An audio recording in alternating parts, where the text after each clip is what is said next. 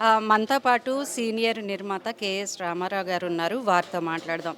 Sir నమస్తే sir. అంటే ఇన్నేళ్ల మీ అనుభవంలో ఇటువంటి ఒక పాలన అనేది ఎట్లా ఉంది? అసలు మీరు ఇంటర్వ్యూలో ఎమోషనల్ కూడా అయ్యారు. ఎందుకు అట్లా ఎమోషన్ అవ్వాల్సొచ్చింది? నా రాష్ట్రాన్ని చూసి, నా ప్రజలను చూసి, అక్కడున్న పరిస్థితులను చూసి సార్. నేను ఎమోషన్ అయి ఉంటానమ్మా. నాకు అలవాట్లేదు ఇలాంటి ప్రసంగాలు చేయటం కూడా, అందుకని అయి ఉండొచ్చు. అయితే నిజంగా అక్కడ పరిస్థితులు వింటంటే అక్కడ ఈ పేపర్లో చదువుతున్నా, మీడియాలో చూస్తున్నా, ఏ బాధ్యత గల పౌరుడైనా స్పందించాలి.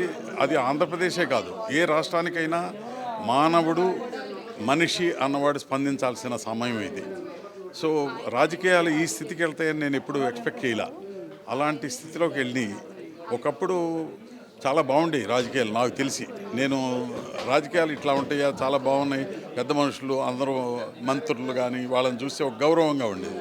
అలాంటిది ఇప్పుడు చూస్తే ఎవరో రౌడీలు వస్తున్నారా, వీళ్ళు హంతకుల, వీళ్ళ మనం పరిపాలించేది అనే ఒక రకమైన భయం, ఒక జుగుప్స, ఏదో అసలు మన మీద, మన రాష్ట్రం మీద, మన రాష్ట్రం అని చెప్పుకోవడానికి ఇబ్బందికరమైన పరిస్థితులు చూసి నేను ఈ రకంగా మాట్లాడాల్సి వచ్చింది. చంద్రబాబు నాయుడు గారు అంత వయసులో ఆయన ప్రజల కోసం, ఆ రాష్ట్రం కోసం ఎంత కష్టపడుతున్నారో చూసి మాట్లాడాల్సి వచ్చింది. సో వారే కాదు, ఇది రామారావు గారి, ఎన్టీ రామారావు గారి కుటుంబం ఈరోజు ఆంధ్రప్రదేశ్లో ఉంది. మీరు సరిగ్గా అబ్జర్వ్ చేస్తే బాలకృష్ణ గారు కానీ, పురంధరేశ్వర గారు కానీ, లోకేష్ గారు కానీ, చంద్రబాబు నాయుడు గారు కానీ, వారి శ్రీమతి కానీ, అసలు కుటుంబాలు ప్రజల కోసం రావటం, ఇట్లా ప్రజల కోసం తప్పించడం మొదటిసారిగా నేను ఇప్పుడే ఇదే చూడటం. సో నా బాధ్యతగా నేను కూడా ఏవైనా సరే నా రాష్ట్రం కోసం నేను కూడా ఏదైనా చేయగలిగితే బాగుండు. నాకంత శక్తిమంతుడిని కాదు, అంత రాజకీయవేత్తను అసలు కాదు, కానీ నా బాధ్యతగా నేను ఏదో ఒకటి చేయాలి.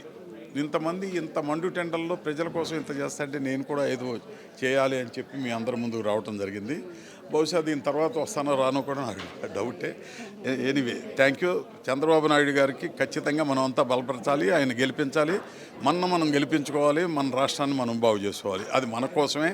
దయచేసి కూటమికి ఓటేయండి, కూటమికి ఓటేయండి ఖచ్చితంగా.